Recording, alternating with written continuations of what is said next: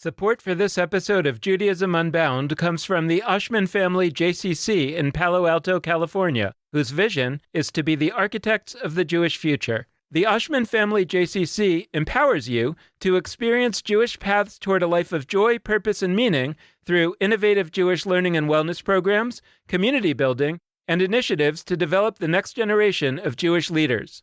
Learn more at www.paloaltojcc.org. This is Judaism Unbound, episode 354, Remaking Jewish Weddings. Welcome back, everyone. I'm Dan Liebenson. And I'm Lex Rofberg. We're thrilled to be having this conversation today with one of the people in the Jewish landscape today who is doing the most to rethink and reimagine and also connect people with new ways of having Jewish weddings. Jen Gubitz is the founder and executive director of an organization called Modern Jewish Couples, and we'll say a little bit more about that in just a moment.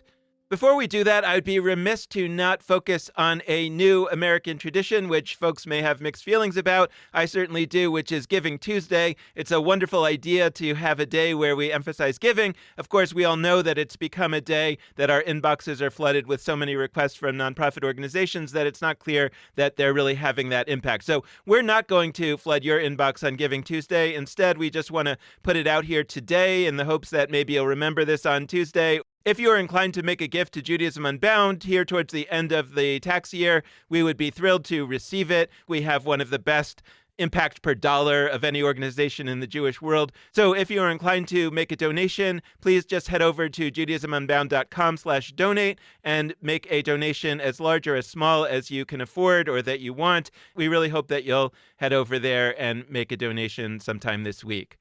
So now we're really thrilled to be heading into this conversation with Jen Gubitz. I should also note that I am going to be co-teaching a class with Jen Gubitz coming up next week, starting next week in our Yeshiva. Our class is called How to Perform a Jewish Wedding. And it's aimed primarily at couples who are thinking about an upcoming wedding. It doesn't have to be a wedding that's happening imminently, but people who are starting to think about a wedding and want to imagine what it might look like to have a meaningful Jewish wedding without necessarily being bound to all the traditional approaches of it. And the other main audience for this class is people who have been invited or think they may be invited or want to be ready in case they are invited to perform a wedding. But you're a layperson, and you don't really know that much about the ideas behind a Jewish wedding, the structures, the possibilities, what can you play around with. This class is really for you. And also anybody else who's just interested, including clergy people who just want to think differently about Jewish weddings, are absolutely invited to also take this class. So we're looking forward to doing a deep dive into the questions that are arising in the world of Jewish weddings today with our guest. Again, our guest is Jen Gubitz. She is the founder and executive director of Modern Jewish Couples. Modern Jewish Couples expands the boundaries and reduces the barriers of Judaism to be inclusive of partners who identify as interfaith, intercultural, multi-ethnic, queer, atheist, or agnostic, Jewish and spiritual but not religious, just Jewish, and so many more. By the way, if you want to sign up for our class, just go to judaismunbound.com/classes and click on How to Perform a Jewish Wedding, and you can register there. Both members of the couple and the officiant can all register for one price. There's a sliding scale of prices, and there's also financial aid available for folks for whom the price is still too high. By the way, that's true for all our classes. So if this class isn't the one that you're looking for, but you want to take some class and you want to see what there is, just head over to judaismunbound.com/classes. There should be no barrier for anybody to take the class. In addition to being the founder and executive director of Modern Jewish Couples, Jen Gubitz is also one of our colleagues in the podcast world. She is the co-host of the OMFG podcast, Jewish Wisdom for Unprecedented Times. She previously served as director of the Riverway Project at Temple Israel of Boston, which was one of the earlier efforts by synagogues to reach out to Jews in their 20s and 30s and create new pathways of Jewish connection rather than just trying to tell people to just join the synagogue. Jen Gubitz has rabbinical ordination from the Hebrew Union College Jewish Institute of Religion of Reform Judaism. She is also a graduate of the Glean program at Klal, which is something that we talked about a while ago on Judaism Unbound with Ilan Babchuk. And she has recently completed an intensive certificate program in family systems therapy. We are so excited to have this conversation about a topic that, as you will hear, we are all very passionate about. So, Jen Gubitz, welcome to Judaism Unbound. It's so great to have you. Great to be here. So, I want to start here by, Lex used to talk about this idea that he was going to become a rabbi, and it was going to be like this lieutenant governor of Rhode Island who was running for the job just to get rid of the job. And that was their platform. I still want to sort of abolish it. Yeah, so I'm kind of thinking about how here you are a rabbi and you've created this organization, Modern Jewish Couples, that in some ways is trying to give people the ability to get married sort of without rabbis. I would love to hear the story of your own journey into the rabbinate and how you kind of decided to go in this direction. Awesome. Well, it's really awesome to be here. My parents were Jewish professionals, so I knew the security code to the temple. And I think once you know the security code to your temple, you're destined to become a Jewish professional. How did I get to this idea of saying you can do your own wedding? The truth is no one needed me to say that, because I was reading the New York Times wedding announcements and I noticed that someone had their wedding officiated by someone ordained from the Church of the Flying Spaghetti Monster. And I have a lot of student loans, so I wondered why I went to rabbinical school if I could have gotten ordained by the Church of the Flying Spaghetti Monster. And I was curious about that. We see universal life ministers, and I knew of people who would ask their bestie from college or their wise uncle or a justice of the peace. And my husband's a data analyst, so data matters a lot in our family. And I found a study at the Cohen Center for Modern Jewish Studies. And one of the stats from that study was that 60% of interfaith couples don't have clergy do their weddings. And I don't think that we're going to change that. I think there's so many reasons. I mean, even the greatest of rabbis, Lex, Dan, I'm going to ordain you. If we all merge together and try to flip everyone to want to find a rabbi, we're not going to, because you'll have to tie him down if you want to ordain him. I know. You'll need to do some kind of sorcery for that to happen. People have tried. I'm going to tell that story later. He is wearing a Hebrew Union College sweatshirt right now, so I just want to throw that out. Yeah, but it's the School of Nonprofit Management. I know. But I don't think we're going to flip that. And they've already made the decision. That's a lot of couples, and that's probably not to mention Jewish couples who don't have clergy do their weddings. And so for me, the stuff I care about is actually premarital counseling. And my guess is that if you're having your bestie from college officiate your wedding, unless they're a social worker or unless you've pursued therapy, it's unlikely that you're having premarital counseling conversations. And so I wanted to acknowledge and frankly celebrate the trends in Jewish life, but also reach folks in the areas that I think rabbis are important or where social workers are important. Because once you get married, even though the wedding industry says to you, what napkin colors do you want? Do you want a donut wall? The day after you're legally married, you have to make end of life decisions for your partner. And I hope people have really awesome folks marrying them. But in the event that they need that extra support, that's what Modern Jewish Couples is there for. Okay, so let me basically rephrase and understand that a little more deeply, because I think it's really a fascinating perspective for our listeners. I mean, you're basically saying that the reality is that a lot of people are currently and are going to get married without having a clergy person perform that wedding. There are some great things that come of that, and there are also things that are lost. Some things that are lost, potentially you can teach the non-clergy wedding officiant to do, and that's what I'm excited to be doing with you in our class that we're doing. Yeah, me too. And the other piece is that there are things that a clergy person, a rabbi, is often taught to do, like premarital counseling, that nobody fully realizes that they're not going to have if they have a non-clergy person performing the wedding. So even if the non-clergy does the most amazing possible job performing the wedding, there is something missing potentially that people just don't even know is missing. Nobody will ever realize it because it's kind of a omission. It's like the act-omission distinction. So tell us more about Modern Jewish Couples in the sense that, what are you doing now to do some of these things? And then where do you imagine that something like that should go, whether it's just you or lots of different organizations open up? What are the things that we can imagine that non-clergy wedding officiants would be able to do in a world where Modern Jewish Couples had completely replaced the wedding industrial complex? Right now, what Modern Jewish Couples is doing is running online and in real life couples cohorts, which are communal sessions to focus on premarital counseling big questions and Jewish learning and to celebrate Shabbat together. I'm running couples retreats. I ran one in Tampa. I'm doing one in Cincinnati. I'm doing one in Atlanta. And that's actually with synagogue partners to help them do in-reach and engage the couples that they have. And then we're doing this officiant training, which I'm pumped about. And then the other big piece is wedding education. So running Ketubah 101 with a really awesome Judaica store here in Boston. And then I'm doing training in family therapy.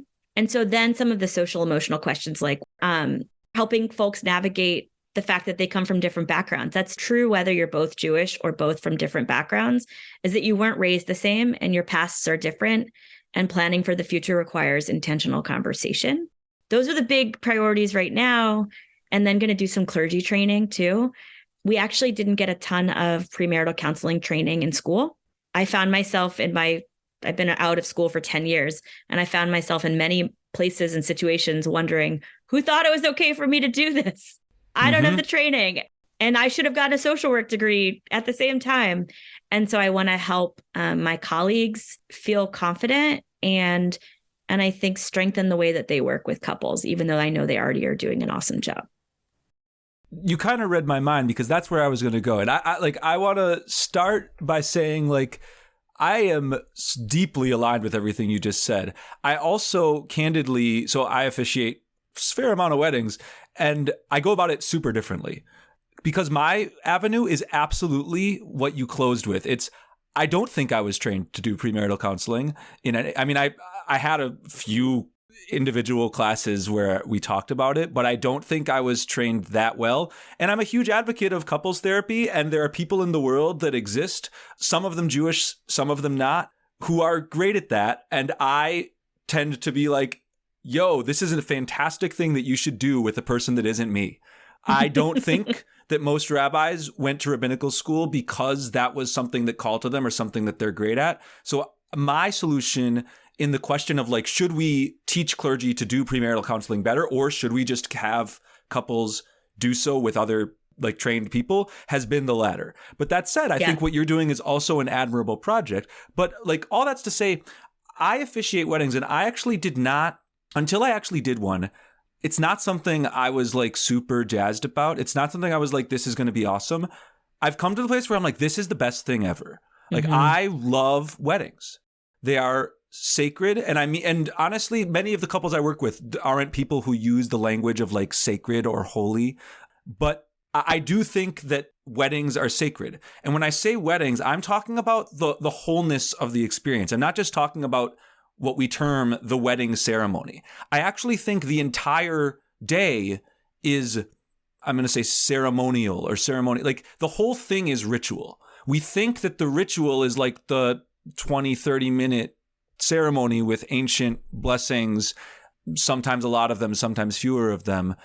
I think the whole day is ritual. And I think so many rabbis are out there like, oh, these couples today, they don't care if there's any Jewishness at their ceremony. They're just doing it for their parents, whatever. Like, I don't think that's true at all. But I think what happens is people are pining for Judaism, for Jewish presence in their sacred events in ways that are not intuitive. They care a lot about being lifted up in a chair and having the hora happen in the reception. They care a lot about breaking a glass. Do they care a lot about walking in 7 circles around each other? Sometimes, not frequently. I love those 7 circles. I advocate for them when I meet with couples. Sometimes they don't want to do it. I'd love to ask a little bit of you, because most of what you talked about so far is actually not what most people think about when they think about, you've talked about the wholeness of becoming a married couple. And when I talk about a wedding, I'm definitely talking about, like, one day. And what amps me up is, like, I'm a ritualist, and I think there is actual magic that can be created in that day when you really are thoughtful about the different steps, when you start from scratch and you say, okay, all of it's optional. There's traditional stuff. There's new stuff. We can do what we want to do, but what calls to you? So can you talk to us a little about your approach to, like, the day, like the wedding day? I do think the day of is really sacred. My couples also don't really want to use the word holy. They think that means the Pope usually when I try to unpack it with them. So here's the thing about ritual theory, though. And here's why I think it's a longer process than the day itself, which is that in ritual theory, you have to have like done the work in order to get to the transformation. You can't just walk into transformation. Maybe you can at a Fish show, maybe you can at Brandy Carlisle, but but they did the work. They did the work for us so that when we showed up, there was a transformative moment in that concert experience. And so I believe the preparation is as important as the day of. And the question that actually Dan and I are sort of asking in our class together is, what is that moment of transformation? When does it happen? Does it happen when you smash the glass? Does it happen with the circles? I have to tell you, most people in the circles, I feel like it's Jewish dizzy bat and they don't know which way to go. And it's as I learned how to square dance in 5th grade. So like, I get it, but I've never been able to communicate it well to couples.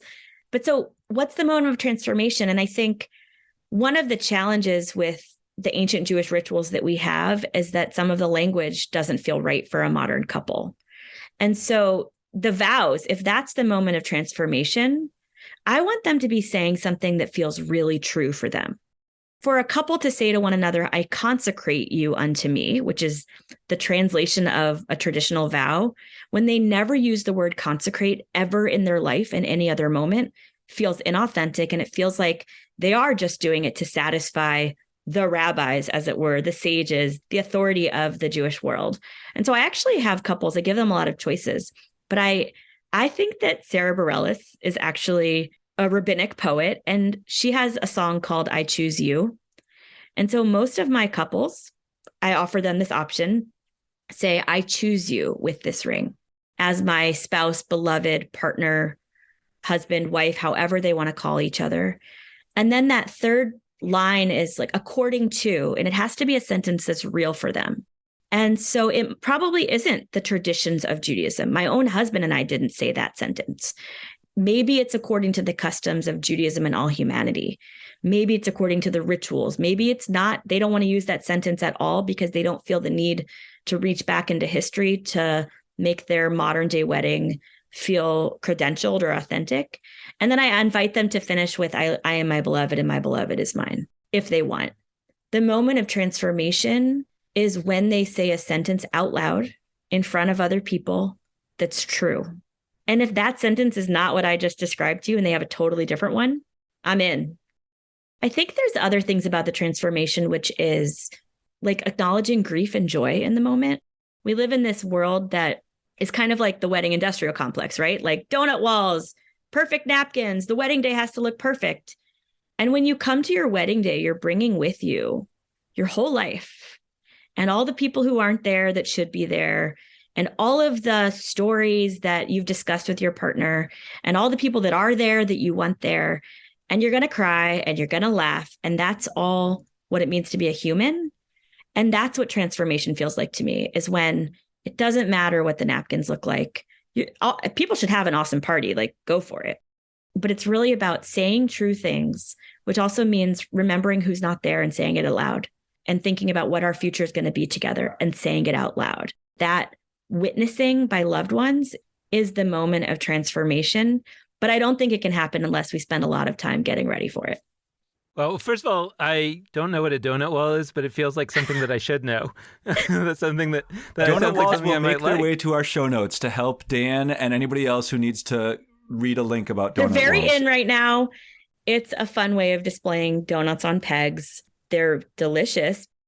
Okay, but more seriously, what you said about I choose you, I got goosebumps. Because I think that what we're talking about is really the most important thing, or one of the most important things, is this question about like the magic. And I think that people have a notion, I think a lot of people are coming in with a notion that that the magic is coming from some kind of magic spell, some kind of magic words that have been handed down for millennia, and that it's somehow our job as Jews getting married to find out what those magic words are and say them exactly correctly. And by the way, that's not just in weddings, that's in all kinds of other Jewish activities. When you are the rabbi performing my wedding and you tell me you can say these other words, I choose you, And that gives me goosebumps. And I say, yes, of course, that's what I want to say. And you say, that's okay. You're still going to get married. You're still going to be married Jewishly. That feels very powerful. But then the other piece is that when the person officiating at your wedding is not a rabbi or another Jewish clergy who you sort of feel has the authority to say, hey, we can depart from the traditional magic words and we can say, I choose you. Well, if a rabbi tells me that, I believe them. And if my friend tells me that because he heard it from a rabbi, I feel nervous that I'm going to do it wrong. And I have various stories that I can tell about that. I mean, I almost became a rabbi because I wanted to be able to give couples the options that you're talking about, and I felt that they wouldn't accept it from a non-rabbi. But the real question for me is how do we translate the power that you as a rabbi have to let people depart from tradition to people who are not rabbis when the fact is that you actually don't need to say these exact magic words, or at least many would say so? So I think it's a conversation of authority and autonomy, right? I started doing this work because I saw that it was already, folks were already living in a world where they didn't have clergy officiate. And I went to school thinking, I want to change the Jewish world. I'm going to be a rabbi. That's how you do it. Turns out the truth is somewhere in the middle, because I was a congregational rabbi for 9 years and I still work part-time in one, but only about 30% of folks are affiliated with congregations. How do I use my authority to give other folks autonomy? As a woman rabbi, I'm already operating in a system where folks use their authority to give me autonomy and to let me be part of clergy and to give me the agency to do rabbinic work. And I think that we've had a legacy of gatekeeping in Judaism, of who's in and who's out. And so many folks walking around saying, I'm not Jewish enough, or I'm only Jewish. And that's actually modern Jewish couples has an ish in it, which we can debate. There's a lot to say about reclaiming the word Jewish. You're just Jewish if you want to be. But the reason I call it modern Jewish couples is because of the amount of people that would come to me and say, well, I'm Jewish, I'm culturally Jewish, I'm bagel Jewish, spiritual, but not religious. And I wanted to reach the people who would identify as bad Jews, because I don't think that that's possible. I don't care how much bacon you eat. I don't care if you spend money on Shabbat, but I would rather give someone a positive Jewish experience than not give them any access to a rabbi at all, because so many come from interfaith families that faced rejection.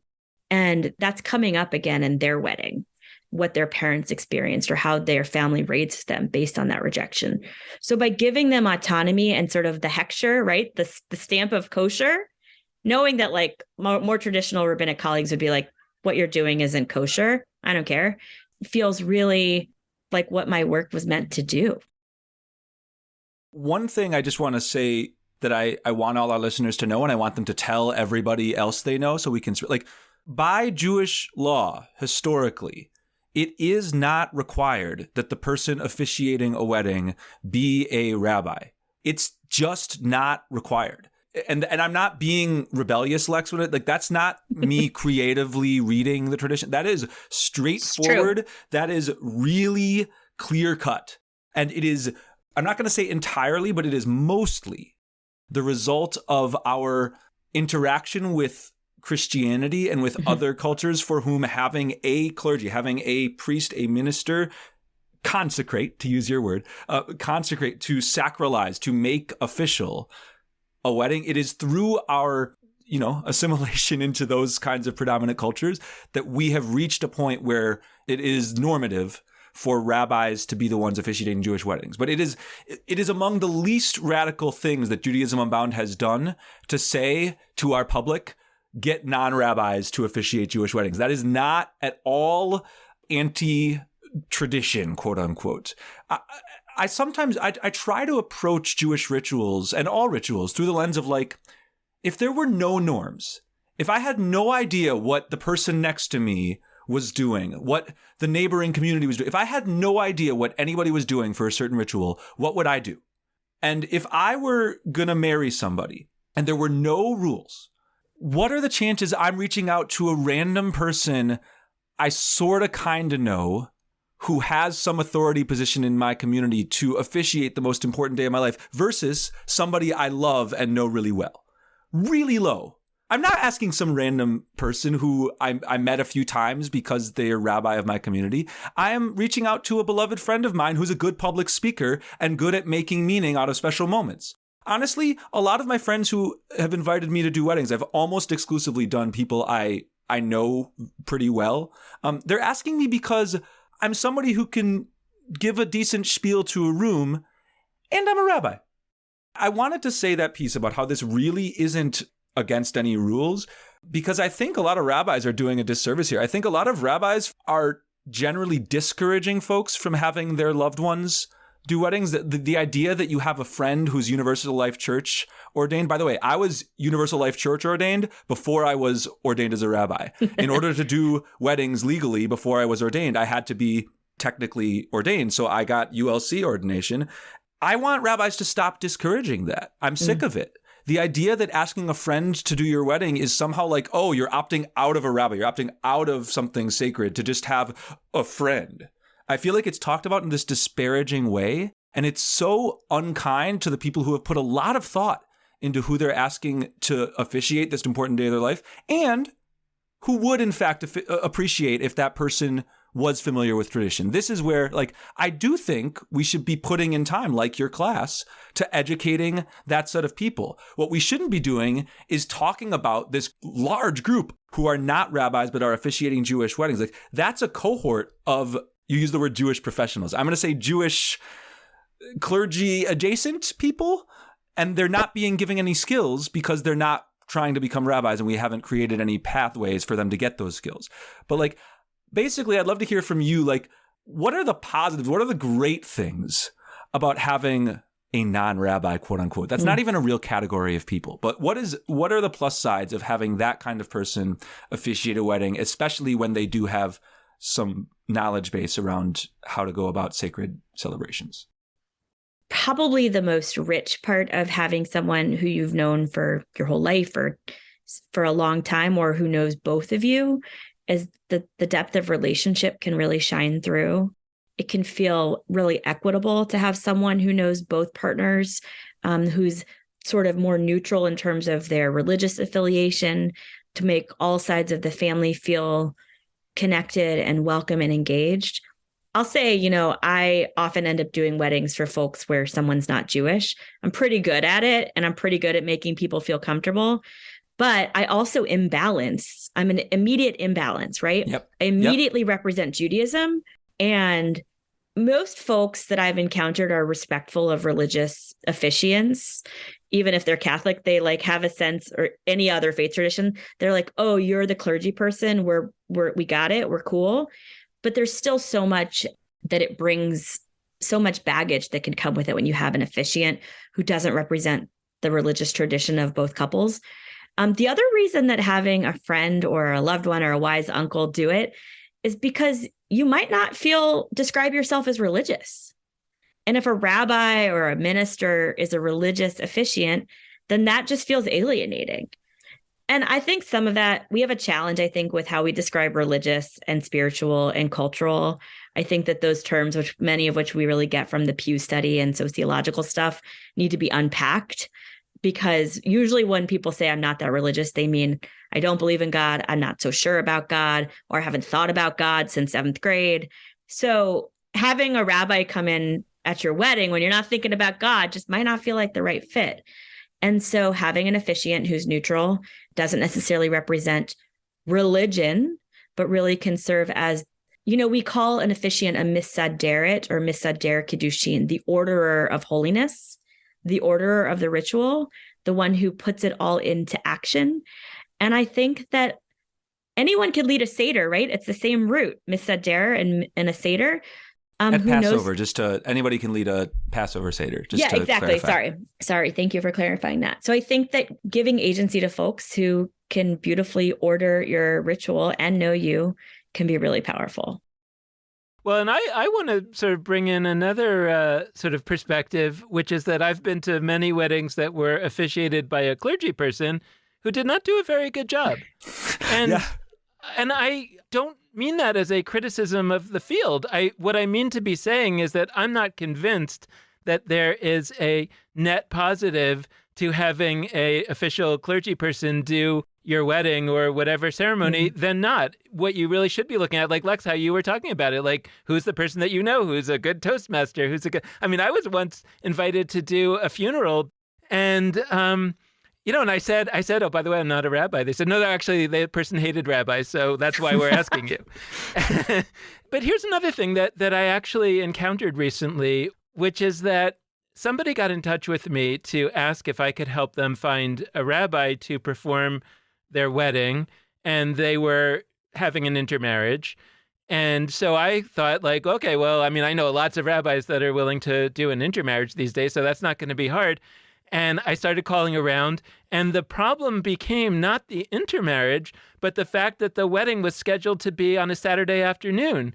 And I was shocked. I had no idea that it was like, I mean, I know that from a kind of Jewish law standpoint, you're not supposed to get married on Shabbat. But from the perspective of people who are rabbis that would do intermarriages, like, I don't think that they're really being guided by law. So either it was some idea that they had internalized, nevertheless, some kind of, I don't know what you would call it, something close to a law that was so serious that they were willing to let this poor couple not have an officiant because they were thinking that it's so important to uphold this thing of not doing weddings on Shabbat. But then I actually spoke to another friend of mine who was a rabbi and who said, well, we just need time. We need a day off. I mean, it's not fair to ask us to work on Shabbat, because we work every other day. And I was like, well, first of all, you just worked on Shabbat a few hours ago. But putting that to the side, it just felt like, okay, well, that's fine. Then you should be actively working against the expectation that a rabbi has to perform a Jewish wedding. And of course, these rabbis would all say, yeah, you don't really need a rabbi. But the thing is that people think that you need a rabbi. I guess my question, Jen, too, is like whether this is something that you encounter a lot, that I think that there are people who believe that you need a rabbi.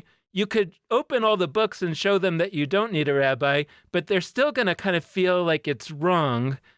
And they're going to want to have a rabbi if they can, and they'll maybe end up with another officiant, but be sort of disappointed, or even worse, feel rejected by the Jewish community because they couldn't find a rabbi. I don't know. I guess I'm asking more globally. What do you think about ways to change the way that people think about this longer term? So there's something that happens in certain life cycle moments, especially end of life, where people suddenly become really religious. They have lived a Jewish life as they would define it, but they haven't gone to services or celebrated Shabbat around a Shabbat table or even observed Passover. And then someone dies in their family and they're covering the mirrors and they're tearing their shirt to show their grief. And they're sitting Shiva for 7 days. And so in the wedding space, I think when uncertainty in life happens, people look for certainty. And so the certainty, even if you don't live that life now, might be that your family has always had a rabbi do your life cycle events. The certainty might also be coming from a parent who's saying, I don't care what else you do for the wedding, but I don't want you to get married in a church, and I want there to be a rabbi. I don't care if I know the rabbi. I don't care anything about the rabbi. There must be one. That having a religious authority, as it were, brings people a measure of comfort. And so I think it's really about wanting to be taken care of and feeling like folks don't know how to do these rituals and that there are people who do. So let's hire them to do them. I agree with you on the Shabbat thing, though. It's interesting because you can do, and this obviously is a ritual up for debate, but you can do a circumcision on Shabbat. Not only allowed, you must. Yes, on the 8th day, it's expected. And so is it about the work? Is it about the rabbi wants a day off to go to a concert or just to stay at home and binge watch Netflix? The answer is yes. What is the timing about, or just that, work is forbidden on Shabbat in traditional contexts? And what I found is that a lot of couples, their wedding venues are actually driving the wedding time. And so I have become pretty flexible on officiating weddings on Shabbat. And in fact, the first synagogue where I worked, where I'm still close with the clergy, they don't do weddings. The clergy don't do weddings before 6 p.m. So Rabbi Jen Gubitz is like the clergy officiant that families call when their wedding is before 6 p.m. But it's definitely, when I worked in a congregational setting, I had to work Saturday morning and Sunday morning and Friday night. Having time to like do things at home on a Saturday or be with my husband or my dog was important. So I understand all of the reasons around it, but it's really driven by the wedding industrial complex and what time they want you to get married.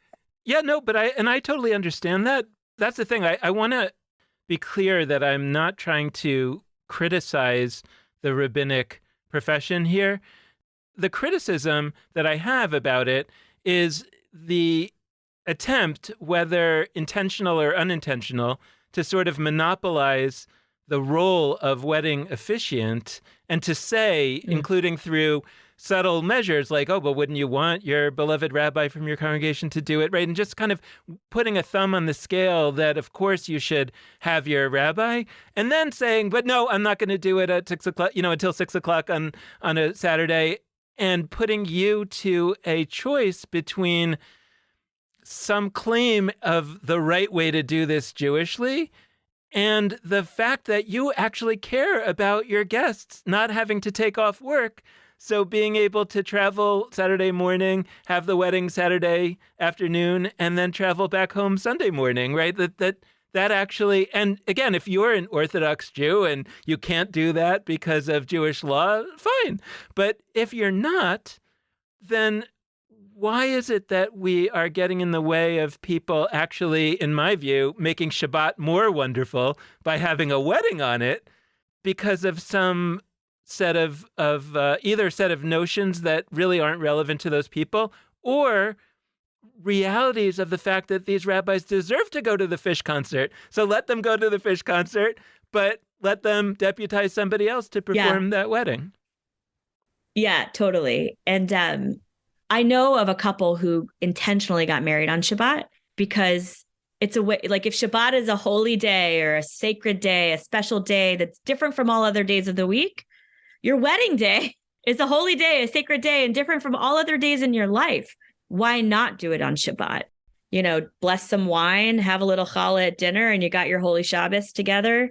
And so it's interesting, though, because I'm flexible with Shabbat, but I won't do a wedding on Tisha B'Av because Tisha B'Av, the day commemorating all catastrophe ever in Jewish tradition. I just don't want to be in the New York Times wedding announcements saying that I did a wedding on Tisha B'Av. And I also won't do them on Rosh Hashanah or Yom Kippur, Jewish New Year and Day of Atonement, because I want to celebrate those holidays and observe those holidays. So I do have like a few boundaries. I feel like that's an acceptable red line. To me, what you just described is the same as I have a conflict. If the reason that I or you or anyone can't officiate a wedding is I have a conflict in my life, like that's a perfectly adequate reason. If the reason for that conflict is you're traveling to something and you can't be in the location, great. If the reason is it's Tisha B'Av and you do a certain set of practices personally, great. And by the way, I do want more rabbis to officiate weddings on Shabbat, but if in effect Shabbat really for your personal practice is something where you can't do that, or where maybe not can't, but where it's not your move, I understand that, and that's fine. I share what Dan said, which is I think 100%, or at least 90%, there's a lot of folks out there using this no as a lever. They're saying no to doing weddings on Shabbat in the hopes that the couple will shift their choice to do the wedding on not Shabbat because they think that the authentic Jewish thing is to not do it on Shabbat. And so they're trying to use their no to move congregants. And the reason why I'm so confident of this is because I'm also very aware that historically, all sorts of rabbis, they used their no to interfaith couples entirely, any day of the week, as a way to try and get Jews to not marry non-Jews. They said this publicly. If rabbis say yes to officiating interfaith marriages, then Jews will think it's okay. So we must say no.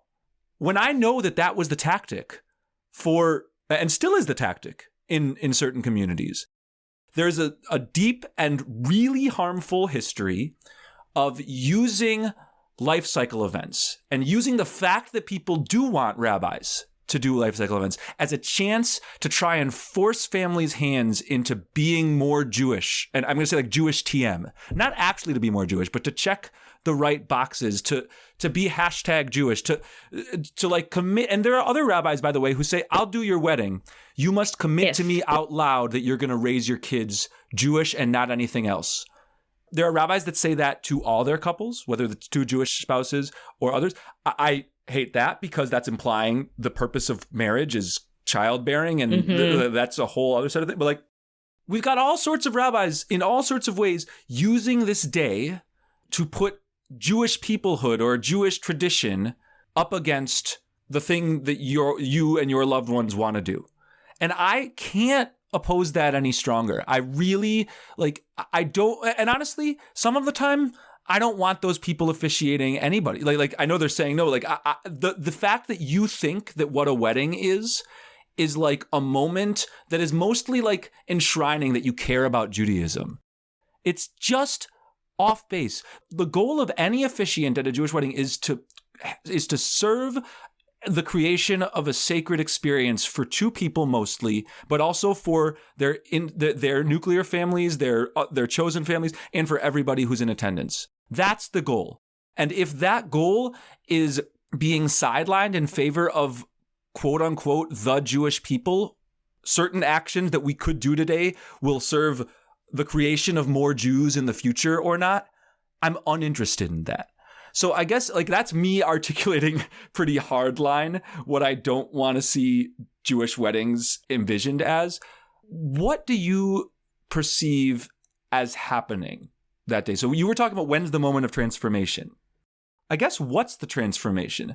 Because like one set of answers is like there's a legal set of things happening. Like most people officiating weddings are also officiating in a legal sense and signing certain paperwork that gets certain legal privileges. But what else is happening? Yeah, when you asked the question earlier too about like if there were no rules, what would it look like? And I stick with like saying sentences that are true. I think a blessing from parents in some way, or acknowledging the generations of your family, knowing too that some folks are estranged from different parts of their family.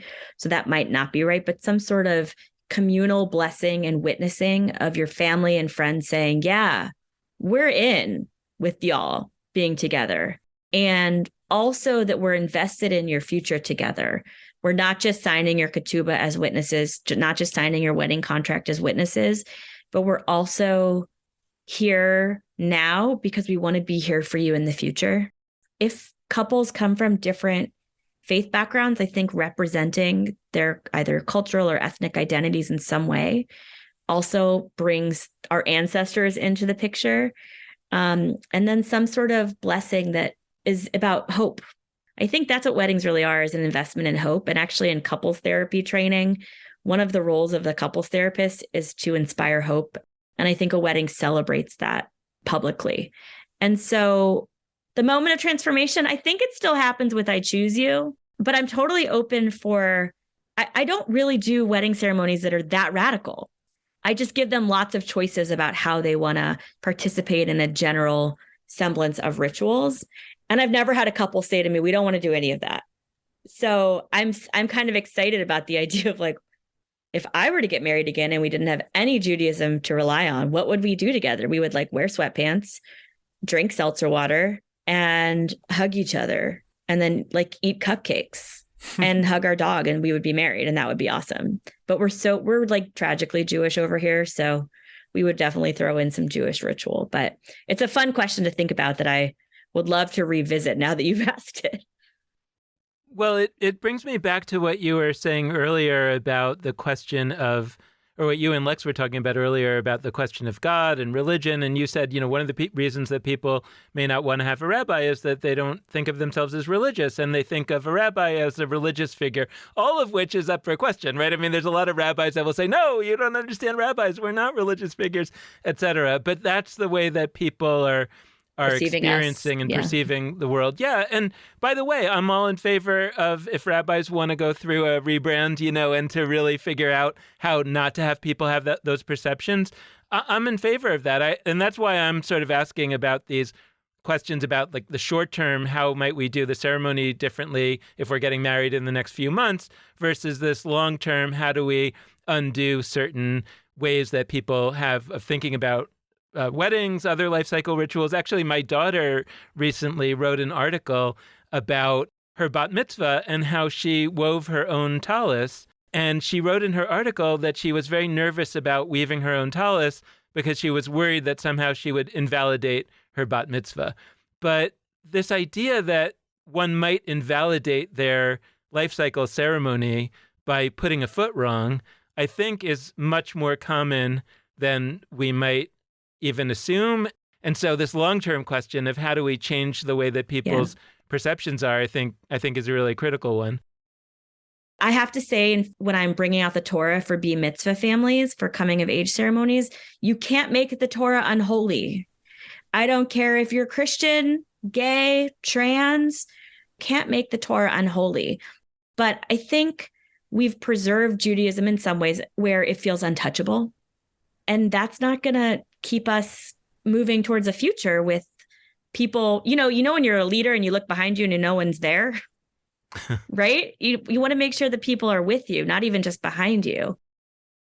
I mean, it's funny just on the subject of when you were talking earlier with Lex about the question of God, if you really dig into what the Jewish wedding is, it actually has in its origin nothing to do with God. It's even worse because it's about a transaction of basically moving a woman from her father's house to her husband's house. And that's something that actually I think the God focus this is just speculation, but that maybe the God focus came to replace that at some point because people, at least on some deep level, were offended by the notion that they're engaged in a transaction here. And so the transaction remains because people are worried about changing something and invalidating the bat mitzvah, so to speak.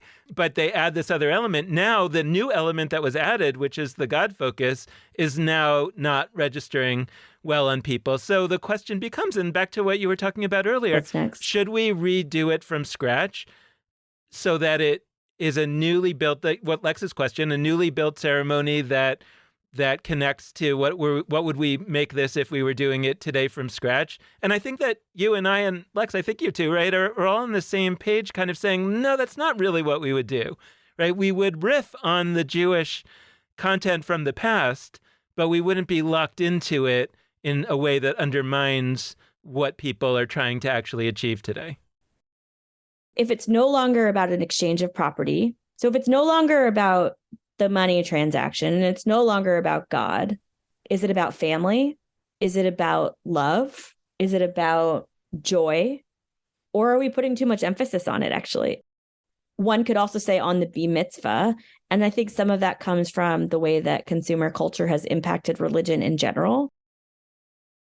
For me, the essence of what's happening, it actually is captured in a secular word that people use across traditions, like union. When I have my first meeting with many couples, I sometimes make the joke that's not a joke of my motto for a wedding is e pluribus unum, from more than one. And I want to be clear, I don't mean that two people are unifying in a way that erases their individuality, but the general genre of what is happening is like unifying, connection, merging, fusing. And I don't know, that to me that calls for like magical ingredients. Like we're doing a mystical thing here. Even if you're thinking about it through secular lenses, through what's happening legally, we are transforming two people that are not unified into one union. This is a magic spell or a set of magic spells with certain kinds of mysterious and less mysterious rituals and words. All of that's there. And I think that basically once that's your vantage point, that the essence is unifying act, union. What you said about the cultural backgrounds, the backgrounds of both people, that becomes so central. And what I mean by that is, so I do many weddings where there's two Jews. I do many weddings where there's one Jew and one non-Jew. I do many weddings where there's one person who would call themselves Jewish and like, am I Jewish? Am I not? Whatever. In all of those situations, If I am given a choice between centering the Jewish material, the Jewish tradition, versus centering both tradition, like both backgrounds of both partners, I'm going with both every single time. Every single time. Because the whole point is that you're taking two things that are separate and you're merging them. And you can only do that if you have both of the separate things present in the ceremony. Sometimes couples start talking to me about their game plan and they say nervously, like, one of them's Christian, say. My family actually has, a pastor that we have a meaningful relationship. Can she say something? Is that okay? Not only is that okay, like if I had known that she was there, and I've started to do this, I like actively ask if there are people like that in Christian families' lives, even if the person themselves would not call themselves Christian. Because like you said, you unearth the religiousness of people who seem not religious on days like this.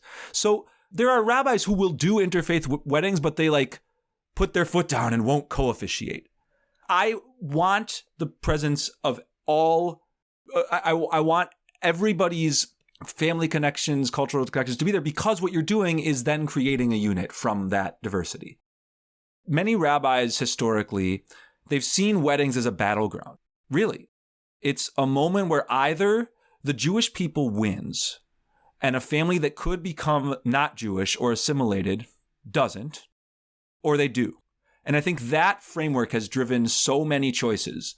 And so some people position on a progressive end of that. They're like, I concede this part of the battle, but I put my foot down on this for the sake of the Jewish people. But what if we were to say it's actually not a battle between the Jewish tradition and like the choices that couples would make or the commitments that couples have? The battleground is such a profound metaphor, because when you think about battles and how there's things that mark them and monuments and stories, how those get carried forward can be painful. And it's something that I've encountered in a lot of couples that I've worked with, is that one of their parents from one set of the parents, or however many parents they have, had a battleground wedding. Mm-hmm. And it plays out again. Could have been with the rabbi, or could have been with the family who refused to show up because their family's partnership wasn't up to their standards religiously. The thing about battlegrounds is that no one really wins in a war, right? And so if we make the wedding about a battleground for Judaism, no one will win. No one will win. And the pain will continue. Like, the joy might happen for the day, but then as folks reflect on it later on, and then their own family goes through whatever that looks like, goes through that life cycle 30 years later, the battleground memories reappear. Listen, I know a lot of awesome rabbis, and I don't think a lot of them are battleground rabbis. But I also know folks that, especially, I'm a Reform rabbi, so we have the benefit of being able to stay as part of our rabbinic conference while officiating weddings for people of different faith backgrounds. And I think the biggest thing is for clergy to understand that we have so much power to help people figure out who and how they want to be in the world with Judaism. And we could choose to wield our power for good, use your powers for good, or we can choose to be gatekeepers. And my guess is that those of us who are willing to try to find a way to get to yes will have a chance for longer relationships and harmony, and maybe instilling a positive Jewish experience for someone, even if we never see them again. And that's actually for me, that's worth going to wherever I need to go at 5 p.m. on a Saturday. That's worth it to me, to instill a positive Jewish experience and get to yes, and to show people how awesome Judaism is, even if I have to officiate a wedding on Labor Day, Memorial Day, and every long weekend. One of the ways that we're going to start seeing this shift is that, as much as I'm a synagogue person and have been my whole life, part of the reason people innovate is because we have to adapt or die, right? And I think we're going to see that those who can't adapt, won't adapt, are really going to struggle. But I think, we're going to see the trend shift, and we're still going to see battlegrounds. And I just want to be the one that's like the UN peacekeeper, right? In order to really help people see how much Judaism can be like clay, right? Moldable, add some sparkles in, right? To make it that really beautiful, ethereal experience, whether it's a wedding or a bar mitzvah or even a funeral. And I think it's just a matter of actually raising up those voices who are willing to say yes and celebrate people no matter how they find their way to the wedding canopy. And it's really just about, elevating and turning up the volume on the yes. It feels like there's potentially two approaches to weddings. One is one that says the point of a marriage is to bring people into the Jewish community. And so therefore we have to have all kinds of questions and all kinds of gatekeeping and all kinds of concerns because the wedding is a means to an end. The other possibility is to say, no, Judaism is the tool, the means through which we are going to facilitate the ends, which is for that magic to happen that we've been trying to define, that union. A lot of people, not all people, but a lot of people really want to have a wedding, even though they can't quite tell you why. And I think the reason is because they perceive that something magical happens there. We don't know what it is because it used to be a transaction. Now it's not. People used to think that it was some holy bond being formed in the heavens, and now they don't believe that. It used to be that people were waiting to have sex, and now they had sex the night before the wedding. So all of these things that the wedding might have once been about are not about those things. And yet people have a sense that something magical is happening there and it's worth happening. And for me, it seems that if Judaism can be the tool, the means that allows that magical thing to happen for people, we've talked about this a million times, that there would be no continuity crisis if people actually perceived of Judaism as something that made their lives better, something that allowed the great moments of their life to happen and to happen in a wonderful, fantastic way. What I think, though, and this is the reason why I'm excited about our class, is that the rabbis will get there. I believe that the rabbis will get there, but I think that the rabbis will be led there by non-rabbis, and I should say non-clergy. If we all of a sudden have a army, to extend this metaphor of the battle, of non-clergy who are performing amazingly Jewish, and not exclusively Jewish, but amazingly Jewish wedding ceremonies that are having this effect, and people are just loving Judaism because of that, I think that there's a lot of rabbis that'll say, oh, I never thought of doing it that way, and they'll sort of migrate over. So I don't think this is rabbis versus non-rabbis. I wanted to ask you a different sort of question. I mean, you can feel free to weigh in on any of that, but I'm intrigued by something that you said at the very beginning of our conversation about the premarital counseling element of it, because I think that there's no reason, once you think of it, that the person who performs your wedding ceremony needs to be the person that counseled you in the lead up to the wedding. In fact, there's almost no connection. If they did an amazing job counseling you, then maybe you'll feel even better if they're the person who's finally finalizing the deal. But other than that, it feels like it's two tasks that can be easily pulled apart. And I would love to hear more about what it would look like to have a world in which people had the most meaningful possible ceremony, but also the most meaningful possible lead up to the wedding in terms of counseling. What does that look like? What does that consist of? Cool. Yeah. So when I work with a couple and do it all, when I talk about if you're going to have a wedding canopy, what does it look like? The wedding canopy chuppah represents home. And we spend a lot of time talking about home. What is home? What does your home look like? What were the homes like you grew up in? How do you envision home in the future? Where will home be? When we talk about an exchange of rings, we actually use that as a foil to talk about money. How did your family talk about money growing up? Did you know your socioeconomic status? Was there silence around money? What about tzedakah? How do you give charity? And so that's how I couple it all together. So these sort of pre-conversations can really inspire a life of intentionality together. And modern Jewish couples does it privately. I do it privately with folks. We do it in groups, which requires a level of vulnerability. Some people feel really private and it doesn't feel right for them. And I think it's almost irresponsible not to have those conversations before one gets married. A lot of couples do, but the amount of couples that I meet with just to see if they want me to officiate their wedding, I always say to them, why are you getting married? 99% of them say no one has ever asked us that before. And they are thinking about the wedding as an event and not the wedding, as you said, Lex, as a ritual of unity. And that's not because they're dumb people. It's just that that's not how they're taught to think about it. And so getting people to articulate their deeply held values out loud, which is what they'll do in the ceremony too, I think is a continued part of preparing for life together. What are we going to do if we have decided to have kids and we have a pregnancy that's not viable? How are we going to deal with that? What are we going to do when we have elderly parents? You're going to navigate life together. It's worth a discussion. Sometimes people ask me, like, so what do you change, Lex, when you're working with two men or two women? And similarly, they'll ask me, like, what do you change, Lex, when it's an interfaith couple? And I have no answer to that because I don't have a default. I don't have a this is the way I do it from which I can stray. And I've done a bunch of weddings, and some of them are intra-faith, and some of them are interfaith, and some of them are one man and one woman. Some of them are all sorts of different gender formations of either same-sex or somebody's non-binary. Like, all of that's great, but when we ask questions like that, we assume that there is a way, a default, that a Jewish wedding kind of is from which you stray.